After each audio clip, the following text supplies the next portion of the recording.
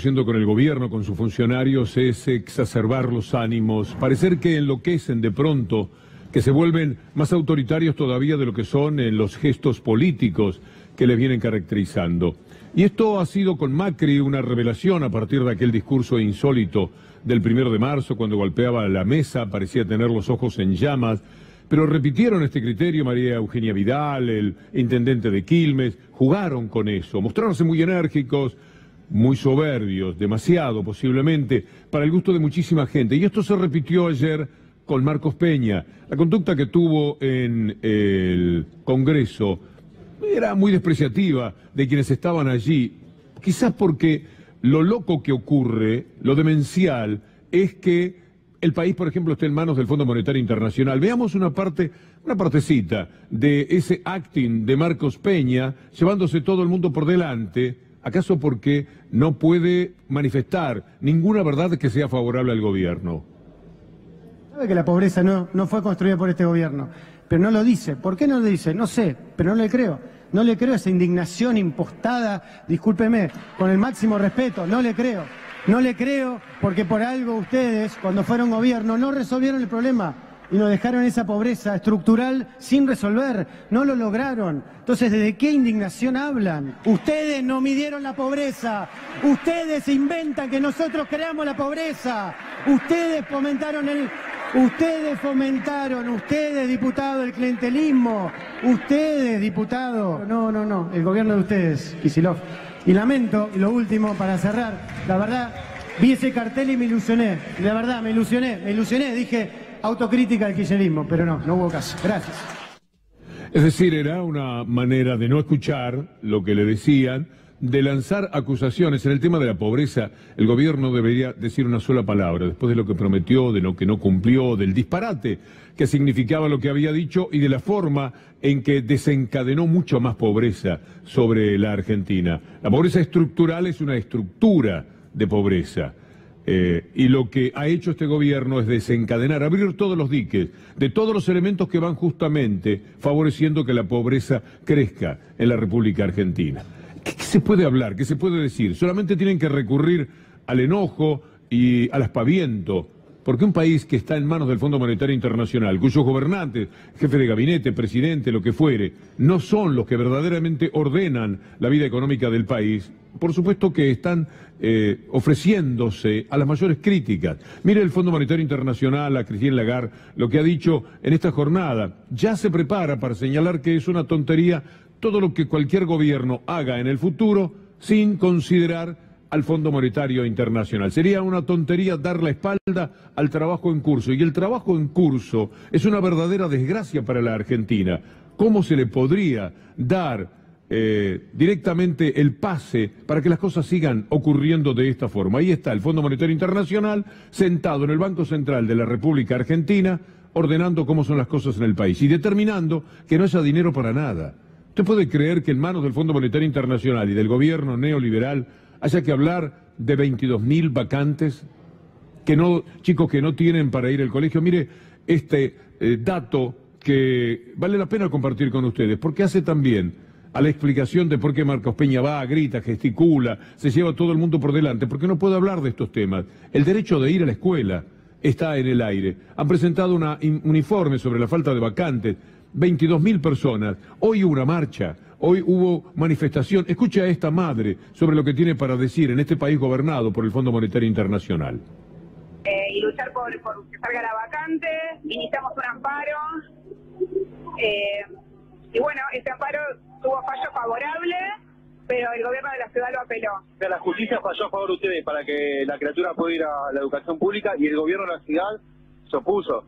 Sí, apelan contra sus propias leyes porque la ley de la ciudad dice que la educación es obligatoria a partir de los 45 días, o sea que el Estado debe brindarlo, si bien los padres están obligados a mandar a sus hijos desde los 4 años, sí el Estado debe brindar educación pública y gratuita desde los 45 días de edad. A tal punto es así que probablemente muchos padres, aún los que están peleando por una vacante, 22.000 chicos, no saben. Y es que tienen que exigirle hacer la denuncia pertinente para que el Estado se ocupe de pagarles entonces la educación privada. a los chicos. No pueden quedarse sin colegio. Entonces, es interesante escuchar al doctor Carchiofi, este abogado que conoce del tema y que hoy nos advertía de algo muy interesante para que conozcan los padres. La Constitución de la Ciudad de Buenos Aires, en sus artículos 23 y 24, asegura el acceso y la permanencia en el sistema educativo y garantiza la escolaridad de los niños. Para la ley, tener vacantes escolares para nuestros hijos es un derecho y como contraparte una obligación ineludible del gobierno de la ciudad. Si no hay en otra escuela, en un radio cercano de donde vive el niño, y si tampoco hay escuela pública, el gobierno debe pagarle una escuela privada hasta que tenga la vacante. Esto es lo que los jueces están ordenando. Otro desamparo brutal que se produce a partir de este gobierno, pero entendiendo por este gobierno, por lo menos esta mezcla con el Fondo Monetario Internacional, aunque muchos temas son manejados directamente por el Fondo Monetario Internacional. Como quitar, por ejemplo, pensiones no contributivas, como ir contra las personas que tienen alguna discapacidad. Las últimas horas han sido en ese sentido terribles. Escuche al señor Ábalos, que es del Observatorio de Discapacidad de la Ciudad de Buenos Aires. Cuando cualquier personal de la radio cobra el sueldo, le descuentan el 3% para la obra social. La patronal pone el 5%, eso constituye un fondo que respalda las prestaciones por discapacidad. En el año 2016, por decreto 908, todo blanquito, todo publicado en el boletín oficial, se retiraron de ahí 2.000 millones de dólares. Y 1.000 millones de dólares todavía están hoy en la bicicleta financiera. Y esto significa para nosotros la pérdida de sillas de rueda, audífonos, maestras integradoras, etcétera. Esto se hizo público y que ha provocado precisamente esta respuesta del gobierno a través de el medio La Nación, que es de los predilectos defensores de este régimen. El diario La Nación, tratando de culturizar contra las personas con discapacidad. Son increíbles. Esta gente en sí que no tiene corazón, pero sabemos bien por qué lo hacen. La CTA le respondió, la Secretaría de Discapacidad de la CTA repudió la nota del diario La Nación. Vamos a ir directamente, si les parece, a lo que escribió La Nación contra la discapacidad en la República Argentina, donde hay más de 5 millones de personas con discapacidad, de las cuales 1 millón y un poco más son atendidas por el Estado como corresponde. Aquí está lo que escribió el diario La Nación. La desvergüenza del diario de los Aguiar. Pensiones por invalidez. Una estafa vergonzosa. La entrega de beneficios a personas con discapacidad a lo largo del país da cuenta de flagrantes e innumerables casos de corrupción administrativa. Esta nota fue, en realidad, una respuesta a la acción del Observatorio de la Discapacidad. Pero La Nación tiene sus razones, por supuesto.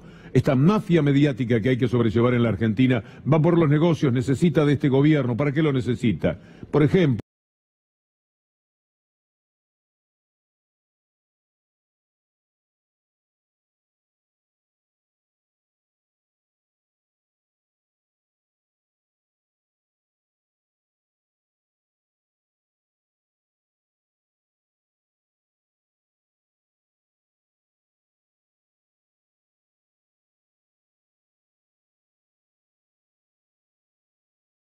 mire esta gente levantando firmas para que no avancen con este estadio que La Nación lleva a cabo, y para conseguirlo va hasta contra las personas que tienen discapacidad. No le importa. A este gobierno le hicieron marchas en sillas de ruedas ya 6 veces, pero La Nación está en el mundo de los negocios y por supuesto los quiere mantener de cualquier manera. Ahí está el estadio, lo que van a hacer, los millones de dólares que van a ganar a costas de algo que se le concedió al Club Atlanta, pero que tenía detrás nada menos que el diario La Nación para hacer este negocio brutal. ¿Cómo no van a defender estos gobiernos neoliberales? Si les va fantástico. Si los Aguiar consiguieron 100 millones de pesos, más o menos, grosso modo, del Banco de la Provincia de Buenos Aires, extorsivamente, ¿cómo se los podía negar el Banco de la Provincia de Buenos Aires? Por ahí La Nación empieza a titular mal contra la gobernadora o contra los ministros o contra el jefe de seguridad. Así que si La Nación pide, es extorsión pura, es mafia.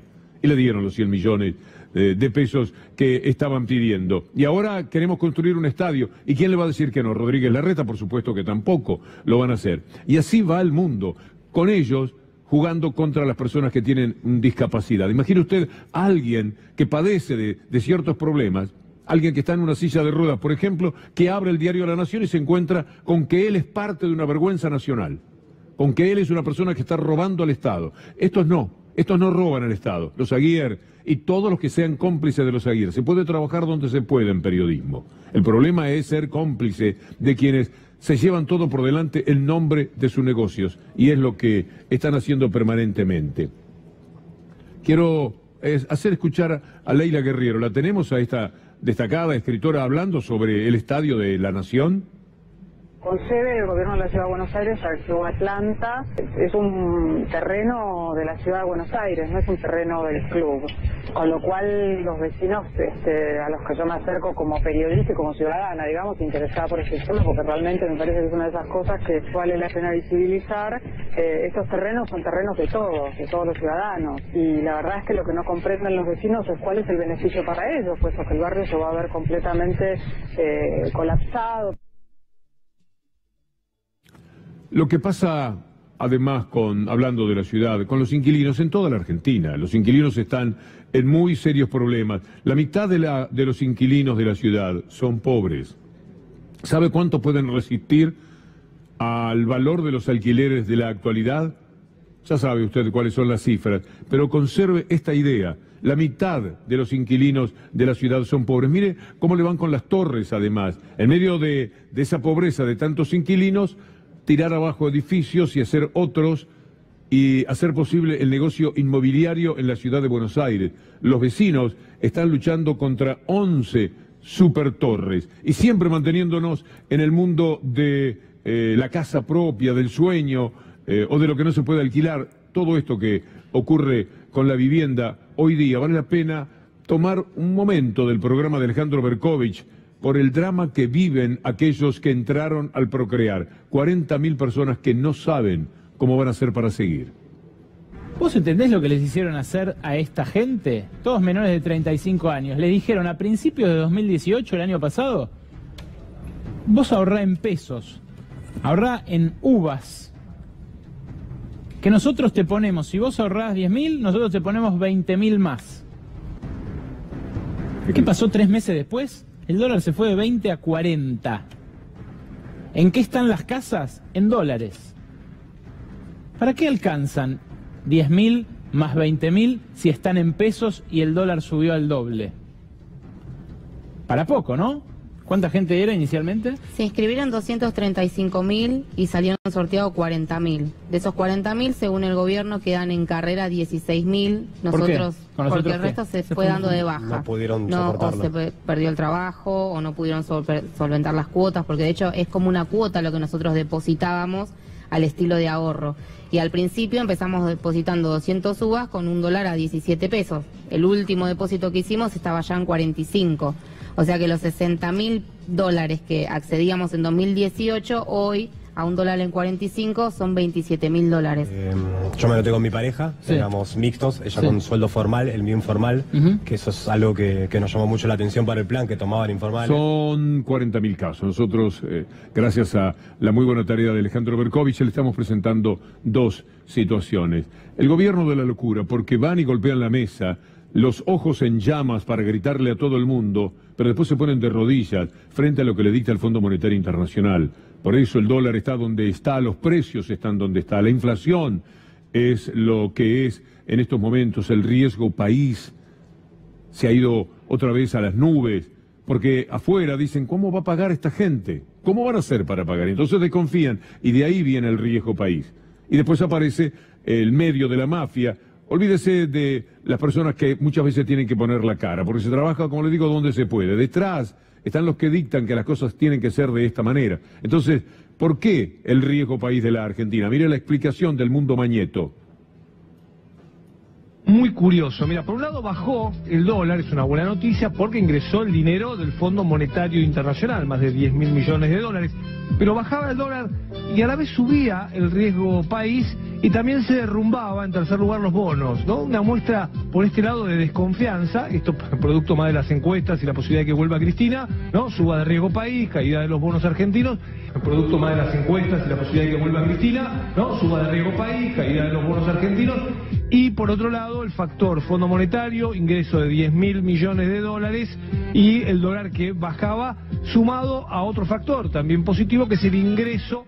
No es porque lo hicieron todo mal, no es porque abrieron las importaciones, porque terminaron con la actividad industrial en la Argentina, menos del 60% de la capacidad instalada es la que funciona, no es porque pidieron miles y miles y miles de millones de dólares a pagar, vaya uno a saber cuándo. No es porque están atados de pies y manos al Fondo Monetario Internacional, al que juraban que no iban a tener que recurrir de ninguna manera. No es por eso. Es porque las encuestas marcan que le puede ir bien a Cristina Fernández de Kirchner. Hay gente que quizás quiera volver al pasado, a ese pasado inmediato, piensan ellos, y luchan de todas las maneras posibles, siempre del lado de la mentira. Luchan como Macri, pidiendo que por favor no se vuelva a ese pasado hasta el 2015, que nos quedemos con este presente. Mire qué invitación. Por eso creo que en esta madurez, en esta decisión de cambio que hemos tenido los argentinos, hemos asumido que en el pasado no existe ninguna solución a nuestros problemas de futuro. Y por eso decidimos esta vez hacer algo distinto. Algo distinto. Bueno, hay gente que quiere volver al pasado. Mire, hubo una votación en un congreso de la UOM. Pensó alguien, ¿y si hacemos una votación? 200 y pico de representantes de todo el país estaban allí. 180 compañeros. Y entonces hicieron una elección. Cada uno puso su voto y luego vino el escrutinio. Y ahí están todos viviendo el escrutinio. Mire usted lo que era ese panorama. Una enorme cantidad de hombres, me parece que todos eran hombres, en una visión muy rápida, y resalto esto porque es interesante lo que va a suceder sobre el final. Toda esta gente votó, le dijeron, bueno, tomen a todos los candidatos que hasta estos momentos se piensa que pueden ser presidenciables o aquellos que ya se han postulado. Y entonces pusieron su voto, y ahí apareció el voto para Macri, en 200 y pico aparecieron 7 votos para Macri. Después lo empezaron a imaginar y lo pudieron corroborar que eran votos cordobeses. Parece que siguen algunos de ellos en la misma. 7 votos en 200. Aparecieron los votos de Massa, los de Labaña, los de Scioli. No sé si ustedes perciben, por lo bajo, cómo se estaba haciendo la votación.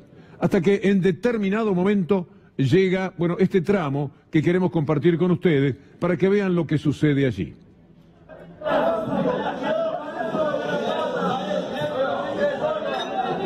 ¡Silencio!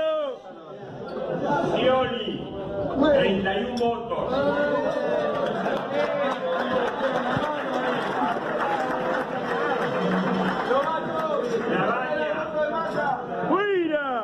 Labaña.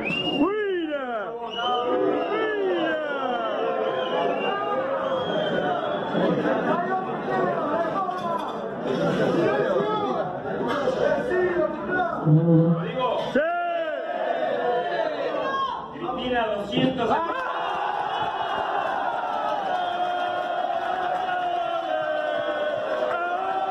El 74% de los votos fueron allí para Cristina Fernández de Kirchner. ¿Sabe lo que es tocante en este tema? Son todos hombres. Hombres que saben ustedes de qué hablan siempre para señalar la virilidad. Pero cuando piensan en que hay que tener mucho coraje para modificar el estado de cosas tan deprimente para el trabajador argentino, esos trabajadores, todos hombres, tienen como ilusión, como esperanza, a una mujer. Es como para subrayarlo al menos. Mundo de hombres, en una sociedad que todavía tiene tantos restos de un criterio patriarcal, que piensan que la esperanza para ellos, para el trabajador, venidos de todos los lugares del país, en esta concentración de trabajadores de la UOM, el Mar del Plata, es una mujer. Y sabe, es interesante ver lo que Carlos Pañi dice en el diario La Nación, porque queda bastante claro que lo que allí se votó, lo que allí quieren estos hombres, esa mujer a la que aman estos hombres, está refrendado también por esta nota de Carlos Pañi. La economía altera los axiomas de la contienda electoral. Los estudios de opinión exponen una novedad que modifica las estrategias de los actores principales. El axioma según el cual Cristina Kirchner jamás superaría un balotaje se está relativizando, es decir, se está acabando. En los comandos de campaña se incorpora esta innovación. Aunque la hipótesis más verosímil sigue siendo la reelección de Macri, la probabilidad de que la expresidenta regrese al poder no es igual a 0. Es decir, ya están tomando nota. Y lo que dice Infonews es muy interesante porque habla de la mayor caída que yo conozco de algún presidente. No llega al 24% de aprobación en estos momentos el gobierno de Mauricio Macri. Por eso había que defenderse en todo este tiempo, no con medidas económicas, no con lo que vale la pena decirle a la gente, sino con la causa, por ejemplo, de las fotocopias de los cuadernos, de la que va quedando poco, a medida que se van sabiendo cosas, bueno, como la participación de los espías y de los arrepentidos y la acción de Stornelli, que ya no se sabe ni dónde está, porque no lleva 15 días en rebeldía, sin dar la cara, sin ponerse a derecho, sin entregar su celular. Lo han dejado de lado, al parecer, en Comodoro Pi. Algunos que siempre lo vieron caminar con tanta soberbia, ahora lo ven con el paso cansino, no sabiendo qué troley habrá que tomar para seguir. Y mire un dato de aquello de los cuadernos, que hoy ofrecía por Twitter el doctor Darío Villarruel. Lea conmigo esto que es interesante. Causa de las fotocopias de los cuadernos. De los más de 30 detenidos por el juez Claudio Bonadío, solo quedan 4. Devido, Barata, Ferreira y Tomás. ¿Qué habrá cambiado en la causa?, se pregunta Darío Villarruel. Quiero compartir con ustedes ahora lo que ha sido también cada uno de los telegramas intercambiados por Fariña a raíz de la reunión con Garabano, etcétera. Pero antes, lo que Gisela Robles manifestaba nuevamente sobre la participación de Fariña. ¿Qué es lo que sucedía? ¿Qué es lo que hacían con Fariña? Eran un montón de causas, o sea, un montón de expedientes más de esta declaración. Sí. Uno de ellos es uno que tramita en La Plata. ¿Él sabía de eso? ¿Sabía de lo que estaba hablando en su indagatoria? Él no tenía idea. ¿No tenía idea de lo que estaba diciendo? No. Lo armaban en su estudio jurídico, fruto de esa... O sea, nosotros recibíamos los mails y los mails se daba forma de escrito, de indagatoria para ser presentada. Los mails venían de 2 personas de la CIDE. Una de ellas es Miragaya, Eduardo Miragaya, uno de los que mandaba los mails que había abierto para darle las instrucciones a Fariña, es decir, el gobierno. Es decir, Fariña no tenía la menor idea del tema, ya se sabe esto. Y entonces, lo que han venido contando Gustavo Silvestre, Tomás Méndez, el Minuto 1 en ADN, lo que se ha ido sabiendo de esta causa en el programa Hagan Algo, en C5N siempre, porque lo demás lo que quieren es ocultarlo, están demasiado comprometidos, están hasta las manos, Clarín, los jueces, Stornelli, Bonadío, etcétera. No tienen salida, francamente no la tienen. Hoy, Página 12 habla de, con este título, en este momento, si usted entra, se va a encontrar con la odisea de un arrepentido. Un fiscal de los que abochorna a la justicia, Curi, el que está al lado de Ramos Padilla, en realidad no está al lado, está atrás viendo qué zancadilla le puede hacer para que la causa caiga en sus amigotes de Comodoro Pi y entonces la puedan cajonear. La odisea de un arrepentido es el fiscal Vidone, aquel que apartaron del cargo en la provincia de Buenos Aires, quejándose muy duramente contra Curi porque no le ofrecen la oportunidad de ser un arrepentido. Curi, Comodoro Pi, el gobierno, todos tienen miedo de lo que puede contar Vidone. Entonces están haciéndose a un costado. No quieren que Vidone sea un arrepentido. Le temen al fiscal que fue acusado también por el juez Ramos Padilla. Hoy supimos también, no ayer, que en una nota estaba no solamente con Garabano estuvo Fariña, sino también con Duhovne. También estuvo con Duhovne cuando todavía no era ministro, pero vale la pena ver el tipo de relación que se establecía entre Fariña y los medios, entre Fariña y los que después iban a estar en el gobierno y los que ahora están en el gobierno. Vamos a hablar de todo lo que ha aparecido en estos tiempos en los medios vinculado a la declaración de Fariña, y también vamos a hablar de cuál ha sido su situación judicial en los últimos 2 años. ¿Cómo es Báez en relación con el consumo? Y Báez es muy complicado porque él gasta mucho, la realidad. Seguramente va a pensar que estando preso, él callándose, lo que va a hacer es actuar con código para sus jefes. Es el gran eslabón que puede terminar con todo esto. Y realmente espero que tome la decisión correcta de arbitrar los medios para tener sus garantías y decir lo que realmente pasó para que no le caiga la vida a los hijos, sobre todo. ¿De qué Estado de Derecho se puede hablar hoy día en la Argentina? Todo es un tremendo bochorno, una barrabasada jurídica. Pero también esto atañe a los medios de comunicación. Para quien les habla, que hace muchos años dice Clarín es una mafia, no hay sorpresas, tampoco para los que ya lo manifiestan. Pero algunos de los telespectadores dirán, ¿a tanto llegaba esta mafia para quedarse con todo? Hoy, Natalia Salvo, abogada de Echeves, pidió que llamen a indagatoria a ese periodista de Clarín, que es uno de los 7 u 8 que opera, pero que es el que quedó más comprometido en la historia de D'Alessio. Solicitamos ante el juez Ramos Padilla se cite a prestar declaración indagatoria al señor Daniel Santoro. Fundamos la requisitoria especialmente en las declaraciones testimoniales del señor Gonzalo Brusa Dobat y Mario Cifuentes, de donde a nuestro juicio surge sospecha suficiente de que el señor Santoro integraría esta organización ilícita y su actividad periodística, tanto en el programa Animales Sueltos como en las notas periodísticas publicadas en el diario Karim, sirven o están sincronizadas para terminar de perpetrar y consumar las maniobras extorsivas realizadas por el señor D'Alessio. Si usted busca Clarín de ayer, la nota del periodista en cuestión, ¿sabe a qué está destinada? Al espionaje en el que estaría involucrada Cristina Fernández de Kirchner. Es decir, en Clarín, la cúpula, Mañeto, le dicen hay que huir para adelante, hay que seguir acusando. Vos no digas nada porque si no lo publicamos nosotros, se entera muy poca gente y juegan a esto. Ya volveremos sobre un tema que nos ha atravesado durante todo este tiempo. Pero de esta justicia quiero hablar también en función de lo que le ocurre a esta empresa. La libertad de expresión de la que se ufana Macri en medio de las risotadas de cualquiera que sepa lo que está haciendo Macri a nombre de las corporaciones, con la libertad de expresión, llevó presos a estos 2 hombres. No tendrían que estar presos, no hay sentencia firme. Cuando a esa sentencia firme, si fueran culpables, que no lo son, tendría esa sentencia firme una condena de 3 años, es decir, es excarcelable. Están presos por lo que de ser culpables sería excarcelable. Esta es la demencia de Clarín, que es la empresa que los tiene presos, y de la justicia. Pero ahora, debilitada la empresa, ellos dicen, ya está valiendo cada vez menos, vamos a comprarla. Y sacan del riñón del gobierno gente que viene y ofrece cualquier plata, chirolas, para quedarse con estas empresas, no con C5N, no todavía, con C5N, una especie de prueba. La historia de una persecución. El grupo Papyrus, que es el que apareció queriendo comprar, presenta una oferta de 80 millones. Se trata de una SA creada en 2018 por Carlos Humberto Rosales con su hermano Diego Ezequiel y un señor Fernando Sac. Capital, 1 millón de pesos. La armaron de apuro. Alguien tenía que hacerse cargo de comprar una empresa a la que ellos están tratando de derrumbar.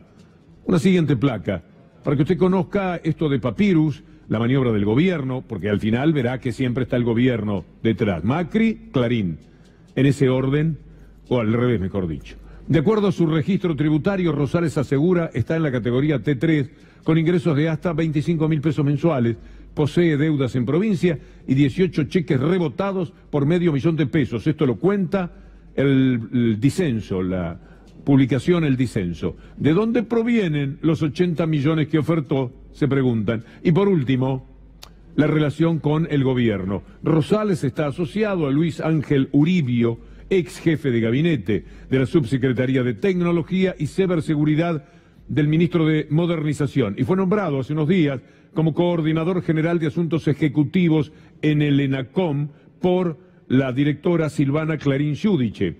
así estamos. Esto lo dice el disenso en la jornada de hoy. Vale la pena recordar lo que el doctor Beraldi dijo anoche.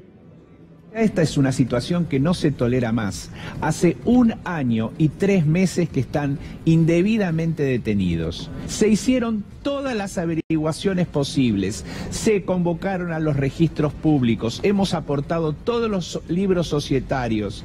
Se le han pedido 2 amplísimos informes a una dirección especial que se llama Dajudeco y todo ha demostrado, como nosotros habíamos pensado y dicho desde el comienzo, que lo que el juez Ercolini había dicho era falso. No vamos a tolerar ni una arbitrariedad más, nos presentamos ante el Tribunal Oral y hemos pedido la excarcelación.